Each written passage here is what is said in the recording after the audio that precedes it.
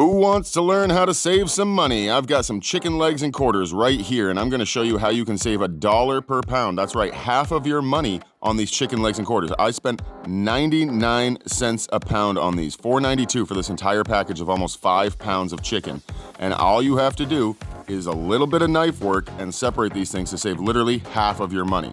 So we're gonna take this is part of the backbone here.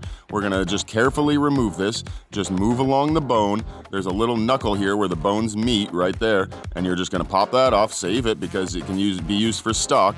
Right there where the joints move, there's 2 little bones that come together, and you're just gonna make a slit right in between them and separate the drumstick from the thigh. It couldn't be more easy. You literally just watched me do it. Now we've got a drumstick and a thigh, which would normally cost, I don't know, maybe $2, $3 a pound, depending on where you live, and these were 99 cents a pound. Again, we're gonna take this little bit off, we're gonna save that for stock, and we're just gonna go through and do the rest of them, same way. And then once you get all of your chicken done, all you need to do is wrap it and get it ready for the freezer or get it ready for the meal that you're going to make.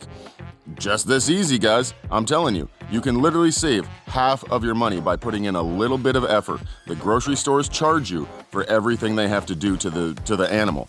So you know, the closer you get to the whole animal, the less you should be paying per pound.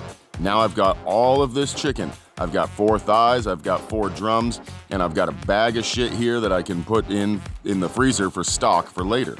This is how you save money, guys, right here.